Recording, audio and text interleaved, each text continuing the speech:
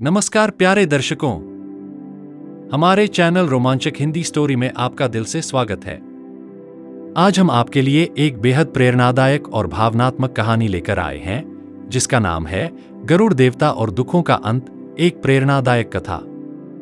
यह कहानी हमें रिश्तों की गहराई, जीवन के महत्वपूर्ण सबक और परिवार की असली अहमियत का एहसास कराएगी। तो चलिए इस भावनात्मक यात्रा की शुरुआत करते हैं। प्यारे दर्शकों, हिमालय की ऊंची चोटियों के बीच एक छोटे से गांव में माधव नाम का एक साधारण किसान रहता था। उसका जीवन सादगी और परिवार के प्यार से भरा हुआ था। उसकी पत्नी सुमित्रा समझदार और मेहनती महिला थी, जो हर मुश्किल में उसका साथ देती थी। उनका 10 वर्षीय बेटा आरव, जो बेहद होशियार लेकिन कमजोर स्वास्थ्य वाला था, उनके जीवन की सबसे बड़ी खुशी था। सब कुछ सामान्य और सुखद था, जब तक कि भाग्य ने माधव की कठिन परीक्षा लेनी शुरू नहीं की। पहले गांव में सूखा पड़ गया। बारिश की एक बूंद भी नहीं गिरी और माधव की सारी फसलें बर्बाद हो गईं। इसके बाद उसकी गायें और भैंसें बीमार पड़ने लगीं और धीरे धीरे मर गईं। मानो यह सब कम था, उसका इकलौता बेटा आरव गंभीर बुखार से जूझने लगा। माधव ने उसे ठीक करने के लिए हर संभव कोशिश की, लेकिन किसी भी इलाज से फायदा नहीं हुआ। गांव के बुजुर्ग इसे दुर्भाग्य का चक्र बताते थे। इन घटनाओं ने माधव का दिल तोड़ दिया। उसने कई मंदिरों में पूजा की, मन्नतें मांगी और साधुओं से उपाय करवाए, लेकिन कुछ भी काम नहीं आया। उसकी रातें आंसुओं से भरी होतीं और दिन निराशा के साए में गुजरते। फिर एक दिन उसे पता चला कि गांव के पास के घने जंगल में दुर्लभ जड़ी बूटियां पाई जाती हैं, जो असाध्य बीमारियों का इलाज कर सकती हैं। आरव को बचाने की आखिरी उम्मीद के साथ माधव ने जंगल का कठिन रास्ता तय करने का फैसला किया। वह जानता था कि रास्ता लंबा और खतरनाक है, लेकिन अपने बेटे के प्रति असीम प्रेम ने उसे हर चुनौती का सामना करने की शक्ति दी।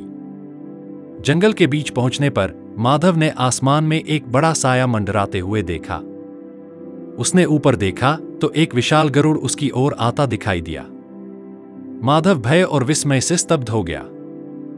गरुड़ देवता के सुनहरे पंख सूर्य की रोशनी में चमक रहे थे और उनकी तेजस्वी आंखों में करुणा का अनोखा भाव था।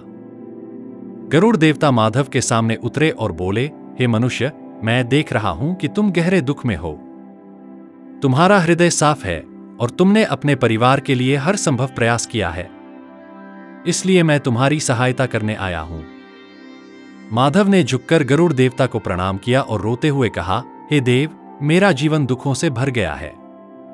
मेरी फसलें बर्बाद हो गईं, मेरे पशु मर गए और मेरा बेटा मृत्युशैया पर है। मैंने हर संभव उपाय किया, लेकिन कोई राहत नहीं मिली। कृपया मुझे बताइए, मैं अपने इन दुखों का अंत कैसे कर सकता हूं? गरुड़ देवता मुस्कुराए और बोले, मनुष्य अपने कर्मों और दृष्टिकोण के कारण ही दुखों का अनुभव करता है। मैं तुम्हें 3 महत्वपूर्ण सबक दूंगा। यदि तुम उन्हें समझकर अपने जीवन में उतार लोगे, तो न केवल तुम्हारे दुख समाप्त होंगे, बल्कि तुम्हारा जीवन भी सुखमय बन जाएगा। पहला सबक, स्वीकार्यता। गरुड़ देवता ने माधव को अपने विशाल पंखों पर बैठाया। उनकी उपस्थिति माधव को अद्भुत साहस और सुरक्षा का एहसास करा रही थी। गरुड़ देवता ने उसे एक ऊंची पहाड़ी की चोटी पर ले जाकर उतारा। वहां से चारों ओर का दृश्य मनमोहक और शांत था। नीले आसमान के नीचे फैली हरी भरी वादियां, दूर तक फैले पहाड़ और उनके बीच से बहती एक शांत लेकिन दृढ़ नदी। गरुड़ देवता ने माधव की ओर देखते हुए कहा, इस नदी को देखो माधव, यह केवल सुंदर नहीं है, बल्कि जीवन का एक महत्वपूर्ण पाठ भी सिखाती है। देखो कैसे यह अपने रास्ते में आने वाली हर चट्टान, हर बाधा से टकराती है। लेकिन क्या यह रुकती है? नहीं, यह कभी थमती नहीं, बल्कि अपने रास्ते खुद बनाती है। धीरे धीरे लेकिन निरंतर माधव ने नदी की ओर ध्यान से देखा। उसने देखा कि नदी बड़े बड़े पत्थरों और चट्टानों से टकराकर भी रुकती नहीं। कहीं वह उनके ऊपर से बह जाती है, तो कहीं किनारों को काटकर अपना रास्ता बना लेती है। हर प्रवाह ऐसा लगता था जैसे उसमें दृढ़ निश्चय हो, उसे अपने गंतव्य तक पहुंचना ही है। गरुड़ देवता ने मुस्कुराते हुए कहा, जीवन में आने वाली कठिनाइयां और दुख इन पत्थरों की तरह ही होते हैं। ये तुम्हारे रास्ते में रुकावट डाल सकते हैं, लेकिन इन्हें स्वीकार करना ही पहला कदम है। अगर तुम इनसे भागने की कोशिश करोगे तो ये रुकावटें तुम्हारा पीछा करती रहेंगी। लेकिन यदि तुम इन्हें समझने और स्वीकारने की कला सीख लोगे तो ये बाधाएं तुम्हें सिखाएंगी कि जीवन में आगे कैसे बढ़ा जाए। माधव ने इन शब्दों को गहराई से सुना। वह सोचने लगा कि अब तक उसने अपने जीवन में आने वाली कठिनाइयों से केवल भागने की कोशिश की थी। हर बार जब कोई समस्या आती तो वह उससे दूर होने का प्रयास करता। उसने कभी यह नहीं सोचा कि उन समस्याओं में भी कोई पाठ छिपा हो सकता है। उसने नदी की ओर देखा और महसूस किया कि नदी अपनी कठिनाइयों को न केवल स्वीकार करती है बल्कि उन्हें अपनी ताकत बनाकर आगे बढ़ती है। उसने अपने दिल में ठान लिया कि अब से वह अपनी परेशानियों का सामना करेगा। वह उन्हें समझने की कोशिश करेगा और उनसे सीख लेकर अपने जीवन को बेहतर बनाएगा। गरुड़ देवता मुस्कुराए, जैसे वह माधव के भीतर हुए इस परिवर्तन को भाप गए हों। उन्होंने कहा, याद रखना माधव, जीवन में हर कठिनाई तुम्हें कुछ न कुछ सिखाने के लिए आती है। उसे स्वीकार करो और देखो कि वह तुम्हें कैसे मजबूत बनाती है। यह पहला सबक है, स्वीकार्यता। माधव ने गरुड़ देवता की बातों को मन में बसा लिया। अब उसे समझ आ चुका था कि कठिनाइयां जीवन का हिस्सा हैं और उन्हें स्वीकार करना ही जीवन में आगे बढ़ने का पहला और सबसे महत्वपूर्ण कदम है। दूसरा सबक, दया और सेवा। गरुड़ देवता ने माधव को अपने पंखों पर बैठाया और उसे गांव के बाहर एक पुराने घने वृक्ष के पास ले गए। उस वृक्ष के नीचे एक वृद्ध भिखारी बैठा था जिसकी स्थिति अत्यंत दयनीय लग रही थी। उसके शरीर पर केवल कुछ फटे पुराने कपड़े थे जो न तो ठंड से बचा सकते थे और न ही धूप से। उसका चेहरा भूख और थकान के कारण मुरझाया हुआ था और उसकी आंखों में एक गहरी, अदृश्य आशा झलक रही थी, मानो वह किसी सहायता की प्रतीक्षा कर रहा हो। गरुड़ देवता ने माधव की ओर देखते हुए कहा, इस व्यक्ति को देखो माधव, यह भूखा और असहाय है। इसे मदद की सख्त जरूरत है। इस संसार में हर व्यक्ति अपने अपने दुखों से जूझ रहा है। कोई गरीबी से त्रस्त है तो कोई बीमारी से। लेकिन उन सब के बीच वह व्यक्ति जो दूसरों के दुख दूर करने का प्रयास करता है, उसके अपने दुख भी हल्के हो जाते हैं। माधव ने भिखारी को गौर से देखा। उसके मन में उस वृद्ध की स्थिति को लेकर कई विचार उमड़ने लगे। उसने सोचा, यह व्यक्ति कितने समय से ऐसी कठिन अवस्था में होगा और शायद इसे कभी किसी का सहारा भी नहीं मिला होगा। माधव के हृदय में सहानुभूति और दया का भाव जागृत हो गया। गरुड़ देवता ने अपनी बात को आगे बढ़ाते हुए कहा, माधव, यह याद रखना कि सेवा और दया ही सबसे बड़ा धर्म है।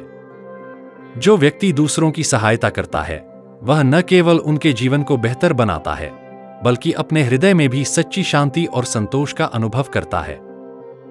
सेवा का यह मार्ग ही इंसान को उसके जीवन के सच्चे अर्थ से परिचित कराता है। माधव को लगा कि ये शब्द उसके भीतर कुछ बदल रहे हैं। उसने पहले कभी इस दृष्टिकोण से जीवन को नहीं देखा था।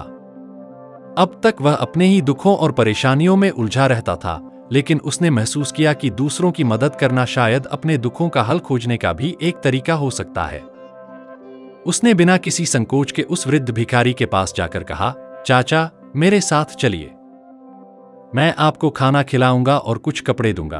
भिखारी ने अपनी कमजोर आंखों से माधव की ओर देखा। उसे शायद इस तरह की दया की उम्मीद नहीं थी। माधव ने भिखारी को अपने घर ले जाकर उसे बैठने के लिए एक आरामदायक स्थान दिया।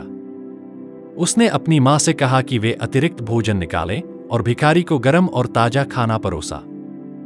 वृद्ध ने खाना खाते समय जो संतोष और आभार व्यक्त किया, उसे देखकर माधव का दिल भर आया। उसने अपने पुराने लेकिन साफ सुथरे कपड़े भिखारी को दिए और भिखारी ने आंसुओं भरी आंखों से उसे आशीर्वाद दिया। यह पहली बार था जब माधव ने किसी की निस्वार्थ भाव से मदद की थी। उसे महसूस हुआ कि दूसरों की सेवा करने में एक अनोखी खुशी और संतोष छिपा है। उस दिन उसके हृदय में एक अद्भुत शांति का अनुभव हुआ, जैसे उसने अपने जीवन में कुछ मूल्यवान हासिल किया हो। गरुड़ देवता ने यह सब देखकर मुस्कुराते हुए कहा, माधव, अब तुमने दूसरा सबक सीख लिया है। दया और सेवा से न केवल दूसरों का भला होता है, बल्कि तुम्हारा आत्मा भी शुद्ध और संतुलित होती है। यही सच्चे धर्म और इंसानियत का मार्ग है। इसे हमेशा याद रखना। माधव ने गहराई से इन शब्दों को अपने मन में बैठा लिया। उसने निश्चय किया कि अब से वह दूसरों की सहायता के लिए हमेशा तत्पर रहेगा। उसने महसूस किया कि दया और सेवा जीवन को अर्थपूर्ण और संतोषजनक बनाती हैं। तीसरा सबक, धैर्य और विश्वास।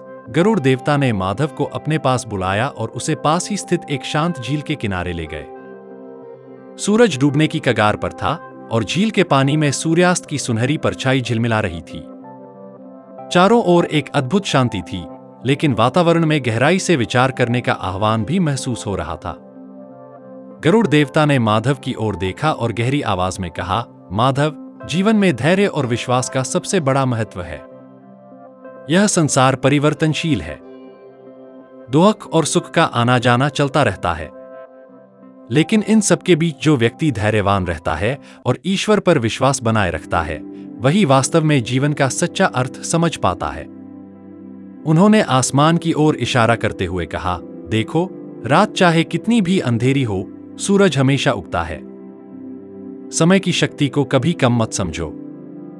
यह हर घाव को भर सकता है, हर मुश्किल को हल कर सकता है, लेकिन इसके लिए तुम्हें अपने भीतर धैर्य का दीपक जलाए रखना होगा और ईश्वर की शक्ति पर विश्वास बनाए रखना होगा। माधव इन शब्दों को ध्यान से सुन रहा था। उसने सोचा कि कैसे हर बार किसी परेशानी के आने पर वह तुरंत निराश हो जाता था।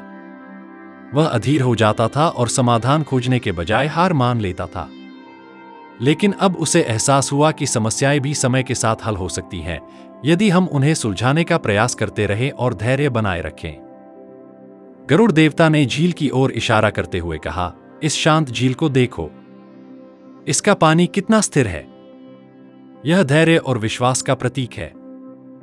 यदि इसमें हलचल होती भी है, तो समय के साथ यह फिर से स्थिर हो जाती है।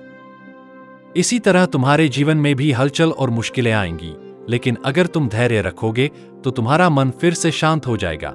माधव ने झील की शांति को महसूस किया और गहराई से सोचा। उसने महसूस किया कि उसके जीवन में कई बार ऐसे पल आए थे जब उसने जल्दीबाजी में गलत फैसले लिए थे। यदि उसने धैर्य रखा होता और समय को अपना काम करने दिया होता, तो वह शायद बेहतर समाधान तक पहुंच सकता था। गरुड़ देवता ने उसकी ओर मुस्कुराते हुए कहा, याद रखना माधव, समय ही सबसे बड़ा उपचारक है। अपने प्रयास कभी मत छोड़ो और ईश्वर पर हमेशा विश्वास रखो। जो व्यक्ति धैर्यवान होता है, वह किसी भी कठिनाई का समाधान पा सकता है। यह धैर्य और विश्वास ही तुम्हें हर मुश्किल परिस्थिति में संबल देंगे। माधव के मन में गहरी शांति का अनुभव हुआ। उसने ठान लिया कि अब से वह जीवन के हर उतार चढ़ाव का सामना धैर्य और विश्वास के साथ करेगा। वह समझ गया कि अधीरता से कुछ भी हासिल नहीं होता और ईश्वर पर अडिग विश्वास ही उसे सही मार्ग दिखा सकता है।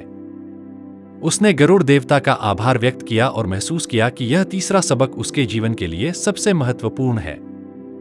अब उसे यकीन था कि चाहे कोई भी परिस्थिति हो, धैर्य और विश्वास के सहारे वह हर मुश्किल को पार कर सकेगा। गरुड़ देवता के आशीर्वाद से माधव ने अपने जीवन को एक नई दृष्टि से देखना शुरू किया। उसने स्वीकार्यता को जीवन का हिस्सा बनाया, सेवा में सुख पाया और ईश्वर पर अटूट विश्वास करना सीखा। उसने अपने खेतों में फिर से मेहनत की, गांव के जरूरतमंदों की सहायता की और बेटे के इलाज के लिए धैर्य और उम्मीद बनाए रखी। समय के साथ उसकी मेहनत रंग लाई। उसकी फसलें फिर से लहलहाने लगीं, आरव की बीमारी पूरी तरह ठीक हो गई और उसका परिवार पहले की तरह खुशहाल हो गया। गांव के लोग माधव की इस प्रेरणादायक यात्रा से प्रेरणा लेने लगे। माधव ने गरुड़ देवता की शिक्षाओं को पूरे गांव में फैलाया, जिससे गांव में खुशहाली और समृद्धि लौट आई। यह कहानी हमें यह सिखाती है कि जीवन में आने वाली कठिनाइयां हमारे दृष्टिकोण, सोच और कर्मों से जुड़ी होती हैं। गरुड़ देवता की शिक्षाएं हमें बताती हैं कि स्वीकार्यता, सेवा और धैर्य के माध्यम से हम न केवल अपने जीवन को सुधार सकते हैं, बल्कि दूसरों के लिए भी प्रेरणा बन सकते हैं। दुख जीवन का हिस्सा है, लेकिन उन्हें सही तरीके से संभालना ही सुख का मार्ग है। प्यारे दर्शकों, यदि इस कहानी ने आपके हृदय को स्पर्श किया और आपको प्रेरणा दी हो, तो कृपया इसे लाइक करें, अपने दोस्तों और परिवार के साथ अवश्य साझा करें और हमारे चैनल को सब्सक्राइब करना न भूलें। हम बहुत जल्द आपके लिए एक और नई, प्रेरणादायक और भावनाओं से भरपूर कहानी लेकर आएंगे। हमारी हर कहानी का उद्देश्य आपको जीवन के गहरे अर्थ और रिश्तों की असली अहमियत को समझाना है। हमारी इस सुंदर यात्रा में सहभागी बनने के लिए आपका हृदय से आभार। धन्यवाद।